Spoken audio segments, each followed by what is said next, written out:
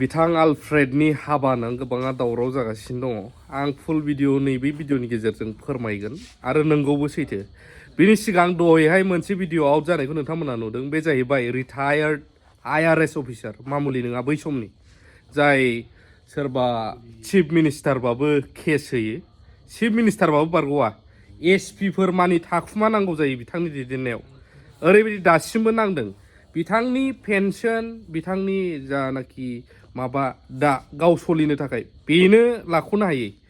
थेवबो नैबे बोराय बैसोआव मा दरखार गोलैदों, मा गरज गोलैदों जे हारिनि थाखाय नांनो अबा कर्टआव मायाव खारहैबाय थानो मा दरखार दं? बे मोनसे साननो गोनां।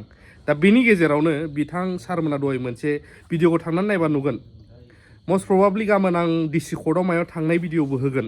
DC कर्टआवबो गाखावहैदों दिनै। दा बेनि गेजेरावनो जाय एबसुनि दा प्रेसिडेन्ट जों मिथियो बयबो, दिपेन बर' सारमोन। दिपेन बर' सारमोनाबो आरो माखासे सोरबा दं होनदों दै सारा दहायहाय सारमोना खुगा बेखेवदों जे रनज पेगुमोन बायदिनो माखासे जोंहा जेबो प्रब्लेम गैया माया होननानै बर'नि बै मोनथायफोरखौ माखासेखौ माने बर'आबो जाय मोननांगौ मोनबाय, बेखौ गुबुननो होनायाव प्रब्लेम गैया, नैबेफोर खोथाया सिखारदों जाहैदों। दा बेनि गेजेरावनो दिपेन बर' सारा माखासे खोथा बुंदों दिनैनि दिनाव। बिनि बुंनाया मा बुंमारदों दिपेन बर' सारा, बैखौथ' IRS रिटायार सारा बुंबाय, जनकलाल सारा। आरो दायो दिपेन बर' साराबो मोनसे गोदान भिडिअ फैदों, बेखौ आं नोंथांमोननो होगोन, नायलांग्रोदो। बर' थुनलाइ आफादनि जि मोनसे गोथार जुथुम्मा डिमाकुसिनि दैमु नोगोराव खुंफुंनाय खोब गाजा गोमजायै बियो सोलिगासिनो दङ।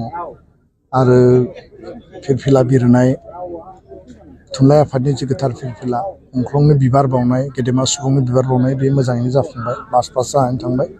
आरो दिनै सानसे गोबां माखासे हाबाफारिफोर दङ। थारैनो बे जुथुम्मानि गेजेरजों, डिमाकुसि उदालगुरिनि बे जुथुम्मानि गेजेरजों मुलुग दरबाराव बर' राव, बर' थुनलाइ आरो बर' बिजों बेखौ आरोबाव राफोद आरो मजबुत खालामनायनि जों आगानसेबाव साहस मोनगोन। आरो 64 बोसोराव बर' थुनलाइ आफादा जि मोनसे घात प्रतिघातनि गेजेरजों, जि मोनसे जुजिनाय थासारिनि गेजेरजों जोंनि मेडियामखौ एस्टाब्लिश खालामनायनि बेलायाव, जोंनि रावखौ गोसारहोनायनि बेलायाव जि मोनसे जुजिबोबाय, आरो दिनै मुंख्लंफोरनि त्यागनि बिनिमयाव बर' रावा 80 सिदुलाव दिनै जायगा मोनबाय, मर्यादा मोनबाय। आसामनि लोगो सरकारि राव हिसाबै बियो दिनै थिसनजाबाय। आरो लोगोसेनो बे रावनि मेडियामा दिनै क्लास 10 निफ्राय 12 सिम सहैबाय। बियो खोब खम समनि गेजेराव मोनसे जाफुंसारनाय। आरो बेयाव बर' थुनलाइ आफादनि मेंनो रोङै हाबा मावनाय, बे जि डाइरेक्सन आरो बिथांमोननि लिडारशिपनि थाखाय जोङो बे दैदेनगिरिफोरखौ जोङो मान होनांगोन। खम समनि गेजेराव बर' हारिया जे बेखिनि एचिभमेन्ट मोनदों, बुहुमनि मानसि, भारतनि मानसि, आसामनि गोबां सुबुङानो दिनै जोंखौ माने बाख्नायो। आरो बेखिनि लामा हान्थिबोनायाव जथेस्थ' जोङो जेंना जोङो मोगा मोगि जानो गोनां जादों। दिनै बे जुथुम्मानि उनाव आरो बे जुथुम्मानि गेजेरजों फैबाय थानाय 50, 100, 200 बोसोरनि लामा हान्थिनायनि थाखाय बर' थुनलाइ आफादनि बे जुथुम्मायाव थांखि आजावगोन आरो डेलिगेटआव सावरायगोन। दा बेयाव हाजार हाजार सुबुंफ्रा बाहागो लादों। नेपालनि, बांलादेशनि, वेस्ट बेंगलनि, मेघालयनि, दिल्लीनि गोबां थुनलाइनि थान्दै बिथांमोना बाहागो लाफैदों। आं सानो जे बर' रावा मोनसे गोथां राव। अन्थाइ मुगानिफ्रायनो बर' रावा थांनानै दङमोन। आरो प्रागज्यतिसपुर, कामरुपा, कसारि किंडम जि डाइनेस्टिफोर दङ, बर' रावा गोथाङै थानायखायसो जोङो बर' हारि, बर' सुबुं आरो बर' आइडेन्टिटिखौ जोङो दिनै रिक्लेम खालामनो हादों। आरो बे रिक्लेम खालामनायनि गेजेरजों जोङो जोंनि हारिनि आइडेन्टिटि आरो जोंनि रावखौ जों दिनै मजबुत थासारियाव जों मोननो हाबाय। थारैनो नैबे जुथुम्माया आरोबाव साबसिन जोंनि हारि दानायनि मोनसे माइलस्टोन जाथों, बेखौनो आं मिजिंथिबाय। आरो फैबाय थानाय समाव जोंनि हारिनि जिखिनि इस्युसफोर दङ, माखासे गोजाम इस्युआ रिजल्भ जाबाय, गोदान इस्युआ काउन्टार जायो।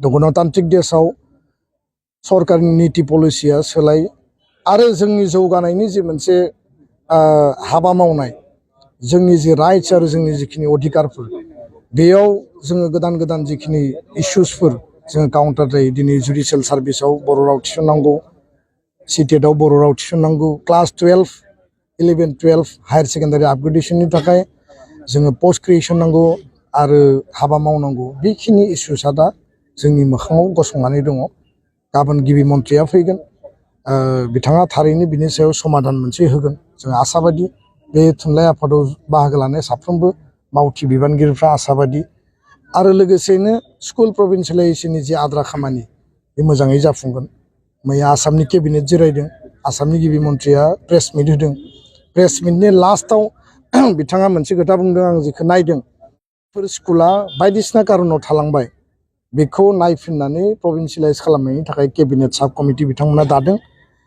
आरो बिनि गेजेरजों माखासे स्कुल प्रभिन्सियेलाइज खालामनायनि लामाखौ बिथांमोना लाफिनगोन होननानै बुंदों खिन्थु 6.3 आव जि दङ सुक्तिनि आधाराव जोंनि स्कुला प्रभिन्सियेलाइज जानांगोन आरो बेखौ लानानै जोङो खामानि मावगोन दाख्लैबावै 3 घन्टा जों धरना होबाय आरो बे धरना होनायनि उनावनो आसाम सरकारा जोंखौ रायज्लायनो लिंहरदों एबसुआ साहित्य सभाया जिखि एक्सन रिएक्सन जिखि स्टेटमेन्ट जिखि जोङो हाबा मावा मानो सरकारा जेब्लायबो जोंखौ एटेनसन होनो बाध्य खारन जोङो ओरैनो साधारन आफाद दानानै आफाद खालामाखै आरो माहारि आफादनि मर्यादाया जोङो ओरैनो बे स्टेटासाव मोनफैयाखै दा बेखायनो थुनलाइ आफादा जि बुंगोन एबसुआ जि बुंगोन हारिजों लोगोसे सरकार आरो देशनि बुहुमनि मानसिफोरा बेखौ खोनासङो बिजिरो नायो जे बिथांमोना बे खोथाखौ मानो बुंदों आं बे फोरोंगिरि थिसनथायनि बिथिङावबो गोबां आद्रा जानानै दं बेनि सायाव मा बुंनो टिचार एपइन्टमेन्टनि प्रसेसा सोलिगासिनो आरो गोबां सिंगल टिचार दंबावो बेयाव फोजोबनांगोन आसाम सरकारा टाइम बाउन्ड SIU एप्रुभेलखौ बिटिआर सरकारनो हरनांगोन आरो स्टेट लेभेलाव जिखिनि एपइन्टमेन्टनि खामानि दङ सरकारा बेखौ गोख्रोङै मावनांगौ बेनो जोंनि दाबि गोजोन्थों थारैनो दिफेन बर' सार डाइनामिक लिडार बर'नि सासे बिथाङाबो बिनि बुंनायखौ नुबाय दानिया फैदो आदा आलफ्रेडनि भिडिअ भाइरेल जानाय गोबां नुबाय थादों नंगौ बे सैथो आदा आलफ्रेडआ माने हाबा जानायनि लाइनाव थांबाय बैसोबो जाबायना बिसोरा जाथों माने जों बयबो एप्रिसियेट खालामो आरो रंजायो दा गोबां हाबा जाखांबाय सानदों बिदि नङा माने न'खर गाखावहैनाय हिन्जावनि न'आव थांनाय नियम थायो नालाय बेखौहाय खालामग्रोदों बे जानानै थांबाय बे रिलफ्रा भाइरेल जागासिनो दं आं फोरमायना होखाबाय नेक्स्ट भिडिअफ्राव गुबुन गुबुन भिडिअआव फैबावनो हागौ बै नेक्स्ट चेनेलावबो फल' खालामबा माखासे आपडेट फैबावगोन आरोना बेखिनियानो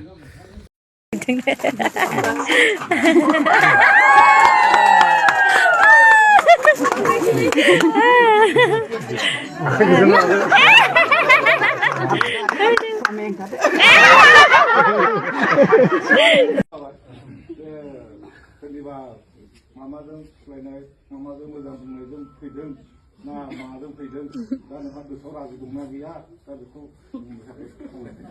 रावनिबो जबरदस्ति गैया आंबो गोसो खुसि नाजावनानै लानो नागिरदों